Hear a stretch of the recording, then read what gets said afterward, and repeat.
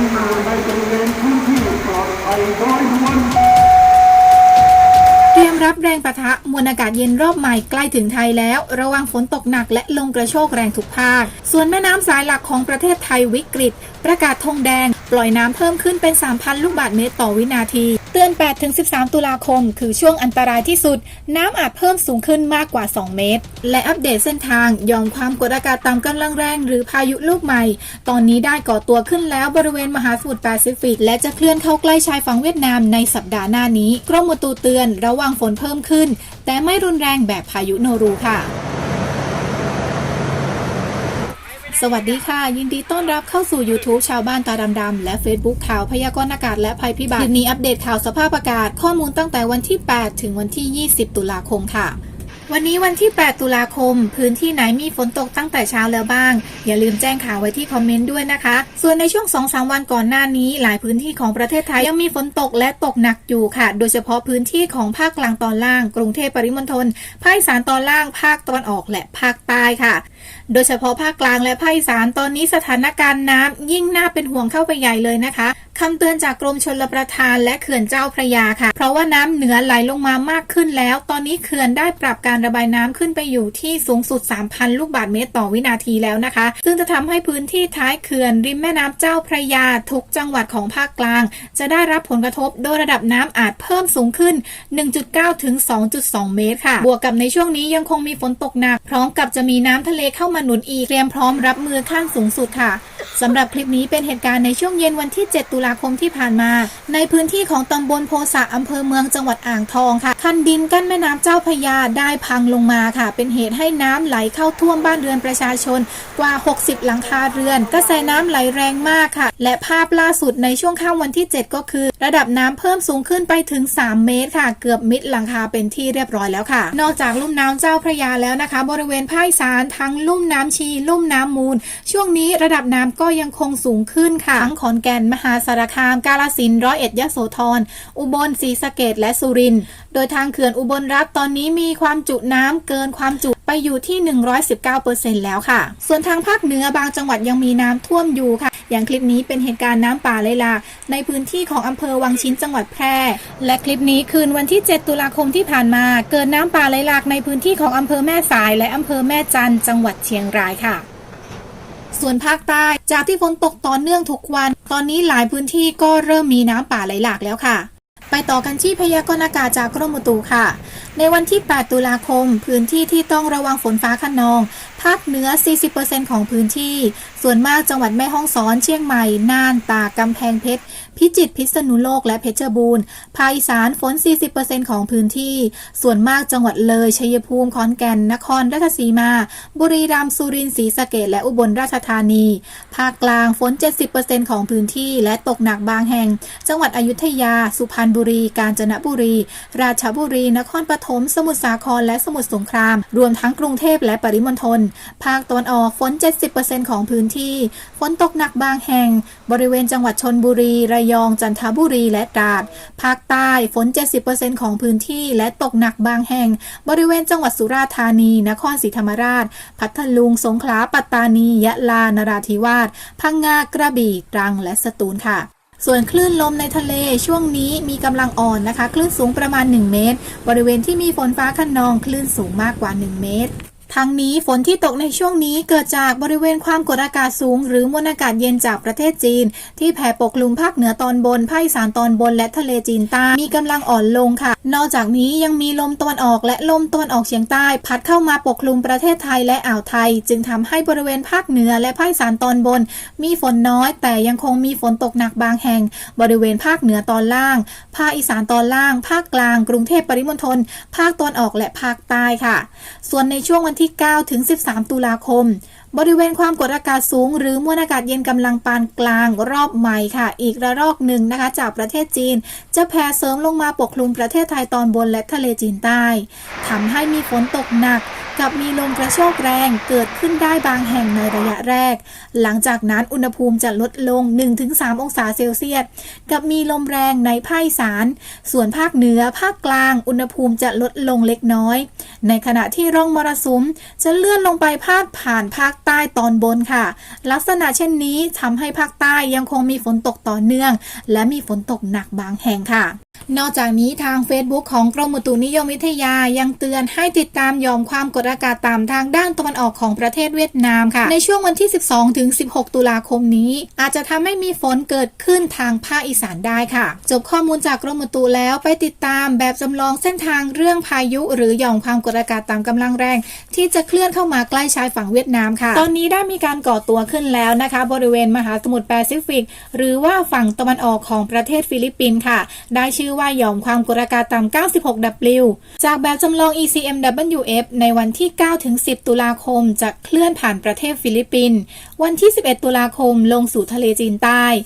12-13 ตุลาคมเคลื่อนเข้าใกล้ชายฝั่งเวียดนามค่ะแต่ช่วงที่เคลื่อนเข้าใกล้ชายฝั่งเวียดนามจะอ่อนกำลังลงหรืออาจจะสลายตัวลงนะคะเนื่องจากมีมวลอากาศเย็นที่เป็นอุปสรรคของพายุค่ะแต่อิทธิพลทางอ้อมค่ะก็ทำให้เกิดฝนเพิ่มขึ้นบริเวณภาคอีสานในช่วงวันที่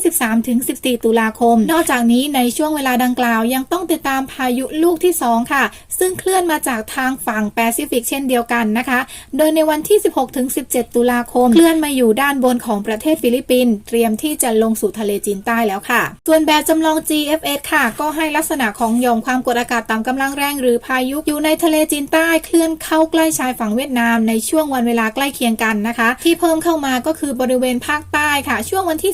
17-18 ตุลาคมจะต้องระวังหย่อมความกดอากาศต่ำที่ปกคลุมบริเวณภาคใต้ด้วยค่ะซึ่งก็จะทำให้ภาคใต้มีฝนตกหนักเพิ่มขึ้นไปอีกนะคะนอกจากนี้ในวันที่ 20 ตุลาคมทางแบบจำลอง GFS ก็ให้มีหย่อมความกดอากาศต่ำอีก1ลูกที่เคลื่อนลงสู่ทะเลจีนใต้ค่ะ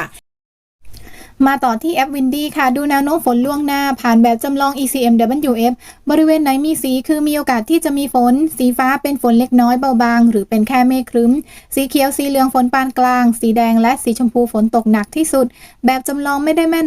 100% อย่าลืมกดดูแบบเต็มจอด้วยค่ะ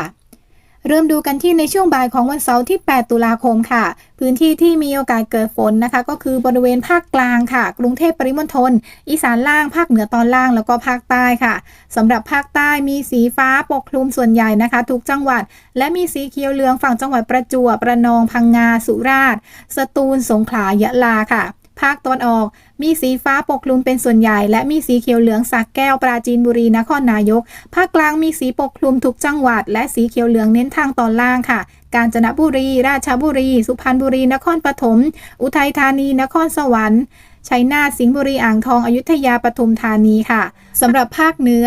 ทางภาคเหนือตอนบนจะเป็นสีฟ้าอ่อนค่ะมีเมฆครึ้มเป็นส่วนใหญ่นะคะแต่ทางภาคเหนือตอนล่างยังมีโอกาสเกิดฝนตกอยู่นะคะฝั่งจังหวัดตากสุโขทัยกำแพงเพชรพิจิตรพิษณุโลกและเพชรบูรณ์โดยแถวพิษณุโลกกับเพชรบูรณ์เป็นสีเขียวเหลืองถึงแดงค่ะภาคอีสานตอนบนไม่ค่อยมีสีนะคะส่วนใหญ่สีฟ้าจะอยู่ทางอีสานล่างค่ะโคราชบุรีรัมย์สุรินทร์ศรีสะเกษอุบล101ยโสธรมุกดาหารมหาสารคามขอนแก่นชัยภูมิแล้วก็เลยค่ะเย็นวันเสาร์ที่ 8 ตุลาคมภาคใต้สีน้อยลงนะคะเหลือสีฟ้าอ่อนแถวประจวบชุมพรระนองสุราษฎร์นคร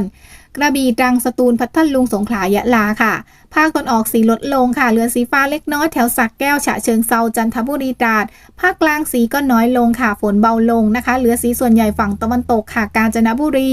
อุทัยธานีสุพรรณบุรีราชบุรีนครปฐมภาคเหนือสีก็ลดลงค่ะเหลือสีฟ้าเล็กน้อยแถวแม่ฮ่องสอนเชียงใหม่ตากสุโขทัยกำแพงเพชรพิษณุโลกค่ะสำหรับภาคอีสานสีเขียวเหลืองแถวชัยภูมิโคราชขอนแก่นบุรีรัมย์มหาสารคาม101ยโสธรสุรินทร์ศรีสะเกษและอุบลราชธานีค่ะส่วนจังหวัดใกล้เคียงเป็นสีฟ้านะคะส่วนอีสานตอนบนที่ติดกับลาวไม่มีสีค่ะ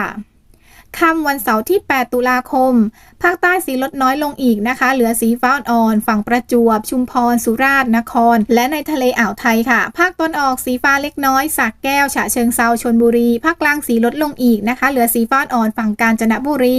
นครสวรรค์และลพบุรีสระบุรีค่ะภาคเหนือสีน้อยลงค่ะเหลือสีแค่ฝั่งจังหวัด พิจิตรแล้วก็เพชรบูรณ์ค่ะสำหรับภาคอีสานมีสีเขียวเหลืองจังหวัดหนองบัวลำพูชัยภูมิขอนแก่นอุดรธานีบุรีรัมย์กาฬสินธุ์ค่ะส่วนจังหวัดอื่นเป็นสีฟ้านะคะยกเว้นจังหวัดที่อยู่ริมฝั่งโขงค่ะไม่ค่อยมีสีเลยค่ะ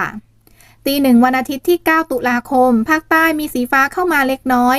ฝั่งประจวบตอนล่างชุมพรสุราษฎร์แล้วก็นครค่ะภาคตะวันออกมีสีแถวชลบุรีพื้นที่ใกล้ทะเลค่ะภาคกลางเรียกว่าแทบไม่มีสีเลยค่ะภาคเหนือสีน้อยมากค่ะส่วนอีสานสีน้อยลงนะคะเหลือสีแถวบึงกาฬสกลนครหนองคาย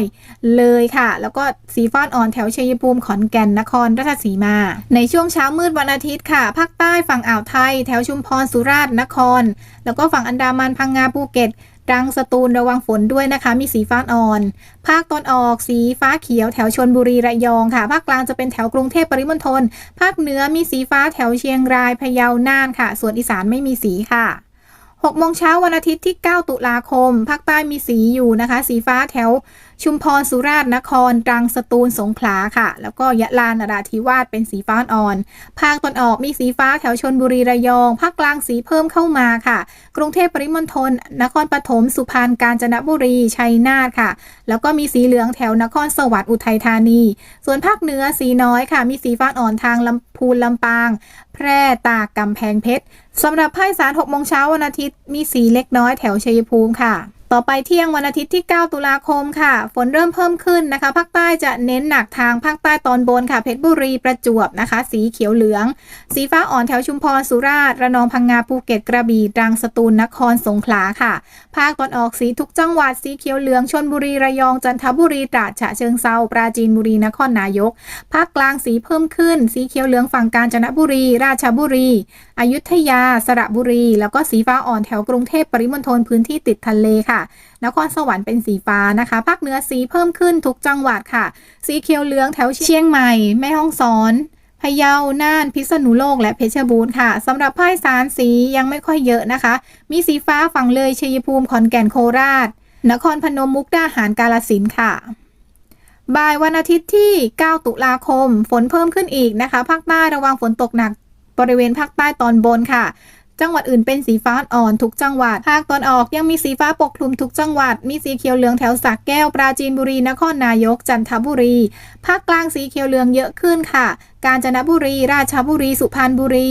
ลพบุรีสระบุรีอยุธยาปทุมธานีกรุงเทพปริมณฑลนครสวรรค์ค่ะภาคเหนือค่ะจะเป็นสีฟ้านะคะปกคลุมทุกจังหวัดโดยเฉพาะฝั่งแม่ฮ่องสอนอุตรดิตถ์พิษณุโลกเพชรบูรณ์สำหรับภาคอีสานสีก็เริ่มเยอะขึ้นค่ะโดยกลุ่มสีฟ้าเขียวส่วนใหญ่อยู่แถวหนองคายอุดรธานีบึงกาฬสกลนครนครพนมขอนแก่นกาฬสินธุ์มุกดาหารค่ะจังหวัดอื่นจะเป็นสีฟ้าอ่อนๆค่ะเย็นวันอาทิตย์ที่9ตุลาคมภาคใต้สีน้อยลงค่ะเหลือสีฟ้าอ่อนยังคงกระจายอยู่ทุกจังหวัดนะคะโดยเฉพาะแถวจังหวัดประจวบคีรีขันธ์สุราษฎร์พังงานครค่ะภาคตะวันออกสียังทุกจังหวัดอยู่ค่ะสีเขียวเหลืองเล็กน้อยแถวฉะเชิงเทราชลบุรีระยองภาคกลางพื้นที่สีเขียวเหลืองลดลงนะคะแต่ยังคงเป็นสีฟ้าเกือบทุกจังหวัดสีเขียวเหลืองมีแถวกาญจนบุรีสุพรรณบุรีลพบุรีและสระบุรีค่ะภาคเหนือสีน้อยลงค่ะเหลือสีฟ้าเล็กๆน้อยๆนะคะส่วนใหญ่ฝั่งตากเชียงใหม่สุโขทัยกำแพงเพชรพิษณุโลกและเพชรบูรณ์ค่ะโดยเพชรบูรณ์แถววิเชียรบุรีเป็นสีเขียวเหลืองนะคะอีสานฝนเพิ่มขึ้นทางอีสานล่างค่ะทุกจังหวัดนะคะโคราชบุรีรัมย์สุรินทร์ศรีสะเกษอุบลเป็นสีเขียวเหลืองค่ะแล้วก็รวมทั้งยโสธร101มหาสารคามขอนแก่นชัยภูมิส่วนอีสานบนแถวเลยหนองบัวลำพูอุดรธานีหนองคายเป็นสีฟ้าค่ะค่ำวันอาทิตย์ที่9ตุลาคมภาคใต้สีอ่อนๆนะคะเป็นเมฆครึ้มๆหรือฝนเล็กน้อยส่วนใหญ่ทางตอนบนค่ะเพชรบุรีประจวบภาคตะวันออกสียังปกคลุมทุกจังหวัดอยู่นะคะสีเขียวเหลืองแถวสระแก้วปราจีนบุรีนครนายกฉะเชิงเทราชลบุรีจันทบุรีภาคกลางสีเกือบทุกจังหวัดค่ะยกเว้นฝั่งทองผาภูมิกาญจนบุรีนะคะส่วนพื้นที่สีเขียวเหลืองคือฝั่งอุทัยธานีนครสวรรค์สุพรรณบุรีชัยนาทอยุธยาปทุมกรุงเทพสมุทรปราการค่ะภาคเหนือสีน้อยนะคะส่วนใหญ่มีสีทางตอนล่างค่ะสีฟ้าแถวสุโขทัยกำแพงเพชรสีเขียวเหลืองเพชรบูรณ์พิจิตรพิษณุโลกภาคอีสานสีเขียวเหลืองฝั่งจังหวัดเลยชัยภูมิโคราชขอนแก่นบุรีรัมย์สุรินทร์ศรีสะเกษอุบลยโสธร101มหาสารคามค่ะส่วนฝั่งบึงกาฬสกลนครนครพนมไม่มีสีเลยค่ะต่อไปดูแนวโน้มฝนคร่าวๆค่ะในเช้ามืดวันจันทร์ที่10ตุลาคมยังมีฝนตกอยู่บ้างค่ะบางพื้นที่ของภาคเหนือกลางอีสานตะวันออกและภาคใต้ตอนบนค่ะ ในช่วงบ่ายวันจันทร์ที่10ตุลาคมฝนเพิ่มขึ้นนะคะโดยเฉพาะภาคกลางภาคเหนือตอนล่างและภาคใต้เป็นสีเหลืองเยอะค่ะส่วนอีสานเน้นอีสานล่างภาคตะวันออกยังมีสีทุกจังหวัดอยู่ค่ะในวันอังคารที่11ตุลาคมเช้ามืดระวังฝนทางภาคกลางตอนล่างภาคตะวันออกค่ะ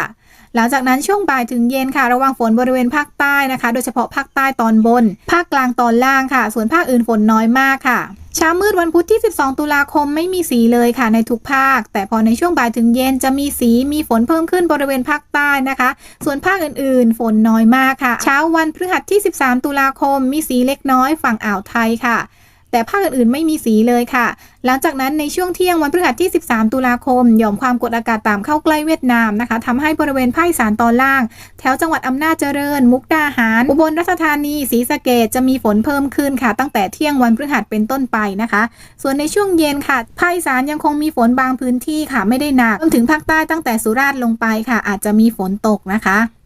ในช่วงเช้ามืดวันศุกร์ที่14ตุลาคมบริเวณภาคอีสานจังหวัดอื่นก็จะมีฝนเพิ่มขึ้นบางพื้นที่ค่ะไม่ได้หนักนะคะภาคอื่นๆไม่มีสีค่ะจากนั้นในช่วงบ่ายวันศุกร์ที่14ตุลาคมภาคอีสานยังคงมีโอกาสเกิดฝนอยู่นะคะโดยเฉพาะทางตอนบนค่ะกับภาคเหนือตอนล่างภาคกลางตอนบนวันศุกร์ที่14ตุลาคมภาคใต้ฝนค่อนข้างน้อยนะคะเป็นแค่สีฟ้าอ่อนๆค่ะวันเสาร์ที่15ตุลาคมช่วงเช้าฝนน้อยอากาศเย็นค่ะพอช่วงบ่ายถึงเย็นก็มีฝนเล็กน้อยส่วนใหญ่ทางภาคใต้ตอนล่างค่ะวันอาทิตย์ที่16ตุลาคมช่วงเช้ามีสีเล็กน้อยบริเวณภาคใต้ตอนบนค่ะพอช่วงบ่ายค่ะมีฝนเพิ่มส่วนใหญ่ทางภาคใต้นะคะภาคอื่นๆมีสีฟ้าเล็กน้อยแถวภาคเหนือกลางตอนล่างและภาคตะวันออกค่ะเช้าวันจันทร์ที่17ตุลาคมมีสีบริเวณภาคใต้ตอนบนค่ะส่วนช่วงบ่ายก็มีสีเพิ่มขึ้นบริเวณภาคใต้นะคะแต่ว่าไม่ได้หนักค่ะภาคอื่นๆฝนน้อยมากค่ะและมาอัปเดตแบบจำลองกันใหม่ในคลิปต่อไปนะคะต่อไปปักหมุดสถานที่สำหรับคนที่แจ้งตำแหน่งไว้ในคลิปที่แล้วค่ะโดยคลิปนี้ทุกตำแหน่งจะดูแนวโน้มฝนตั้งแต่ช่วงบ่ายวันเสาร์ที่8ตุลาคมไปจนถึงช่วงค่ำวันอาทิตย์ที่9ตุลาคมค่ะสถานที่แรกบ้านแม่ละเมาและแม่สอดจังหวัดตากวันเสาร์ค่าฝนค่อนข้างน้อยค่ะช่วงบ่ายถึงเย็น 1-2 มิลลิเมตรอาจเป็นเมฆครึ้มหรือฝนเล็กน้อยค่ะส่วนวันอาทิตย์ค่าฝนน้อยเช่นเดียวกันค่ะ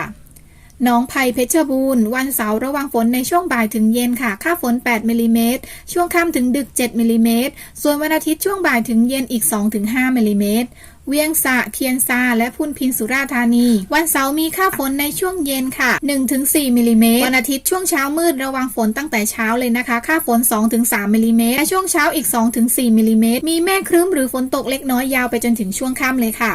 เวียงเทิงจังหวัดเชียงรายวันเสาร์โอกาสเกิดฝนตกน้อยส่วนวันอาทิตย์เช้ามืดมีค่าฝน5มิลลิเมตรบ่ายถึงเย็น 2-5 มิลลิเมตรศรีสำโรงสุโขทัยวันเสาร์เป็นแดดสลับเมฆครึ้มค่าฝนไม่ถึง1มิลลิเมตรวันอาทิตย์มีค่าฝนในช่วงเย็น4มิลลิเมตรบ้านโคงวิไลกำแพงเพชรวันเสาร์มีค่าฝนเล็กน้อยช่วงเย็นถึงค่ำ 2-4 มิลลิเมตรเช้าวันอาทิตย์ 3-7 มิลลิเมตรช่วงเย็นอีก 2-3 มิลลิเมตร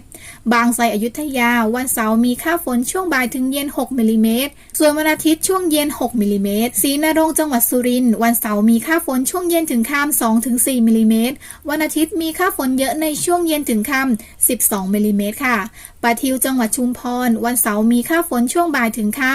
ำ 2-4 มิลลิเมตรวันอาทิตย์เริ่มมีค่าฝนตั้งแต่ช่วงเที่ยงไปจนถึงช่วงเย็น 4-10 มิลลิเมตรสีชนนครศรีธรรมราชวันเสาร์โอกาสเกิดฝนตกน้อยค่ะโดยจะเริ่มมีค่าฝนในช่วงดึกๆหรือเช้ามืดวันอาทิตย์ค่าฝน 3-6 มิลลิเมตรเช้าวันอาทิตย์อีก 2-6 มิลลิเมตรและอุ่นจังหวัดระนองวันเสาร์มีค่าฝนช่วงเย็นถึงค่ำ 2-7 มิลลิเมตรวันอาทิตย์ช่วงบ่ายถึงค่ำค่าฝน 5-17 มิลลิเมตรอำเภอเมืองจังหวัดพัทลุงวันเสาร์มีค่าฝนช่วงเย็นถึงค่ำ 5 มิลลิเมตรส่วนวันอาทิตย์มีค่าฝนเล็กน้อยช่วงค่ำค่ะโนนสูงและปักธงชัยนครราชสีมาวันเสาร์มีค่าฝนตั้งแต่ช่วงเย็นไปจนถึงช่วงค่ำค่ะค่าฝน 3-14 มิลลิเมตรส่วนวันอาทิตย์ช่วงบ่ายถึงค่ำเป็นต้นไปค่าฝน 2-8 มิลลิเมตรบ้านสีชมพูโซ่พิสัยบึงกาฬวันเสาร์มีแดดเป็นส่วนใหญ่โดยมีค่าฝนในช่วงเช้ามืดวันอาทิตย์3มิลลิเมตรและช่วงเย็นวันอาทิตย์5มิลลิเมตรภูเพียงจังหวัดน่านวันเสาร์ช่วงเย็นค่าฝน4มิลลิเมตรวันอาทิตย์ช่วงเย็นค่าฝนอีก 4-5 มิลลิเมตรแม่อายจังหวัดเชียงใหม่วันเสาร์โอกาสเกิดฝนตกน้อยหรือเป็นแดดสลับเมฆครึ้มฝนเล็กน้อยค่ะวันอาทิตย์เช่นเดียวกันค่ะค่าฝนเล็กน้อยช่วงบ่าย 1-2 มิลลิเมตรโนนสุวรรณบุรีรัมย์บ่ายวันเสาร์ค่าฝน 1-2 มิลลิเมตรช่วงค่ำถึงดึก 3-4 มิลลิเมตรส่วนวันอาทิตย์มีค่าฝนตั้งแต่ช่วงบ่ายไปจนถึงช่วงค่ำ 3-9 มิลลิเมตร กำแพงแสนนครปฐมวันเสาร์มีค่าฝนช่วงบ่ายถึงเย็น7มิลลิเมตรเช้าวันอาทิตย์2ถึง3มิลลิเมตรและเย็นถึงค่ำอีก6ถึง7มิลลิเมตรปากชมจังหวัดเลยวันเสาร์ช่วงบ่ายค่าฝนเล็กน้อย1มิลลิเมตรเช้ามืดวันอาทิตย์3ถึง4มิลลิเมตรบ่ายวันอาทิตย์ค่าฝนเล็กน้อย1ถึง2มิลลิเมตรห้างฉัตรจังหวัดลำปางวันเสาร์มีค่าฝนเล็กน้อยช่วงเย็นถึงค่ำ1ถึง2มิลลิเมตรอาจเป็นเมฆครึ้มหรือฝนเบาบางค่ะวันอาทิตย์มีค่าฝนตั้งแต่เช้ามืด2ถึง4มิลลิเมตรช่วงเช้าอีก4ถึง5มิลลิเมตรบ้านโป่งราชบุรีวันเสาร์มีค่าฝนช่วงเย็น11มิลลิเมตรช่วงค่ำ6มิลลิเมตรวันอาทิตย์มีค่าฝนช่วงเย็น6มิลลิเมตรใครที่อยากให้ปักหมุดสถานที่ดูแนวโน้มฝนแจ้งชื่อตำบลอำเภอจังหวัดพร้อมด้วยคำว่าปักหมุดแจ้งไว้ที่คอมเมนต์เลยค่ะขอบคุณทุกท่านที่รับชมคลิปนี้จนจบแล้วเจอกันใหม่คลิปต่อไปสวัสดีค่ะ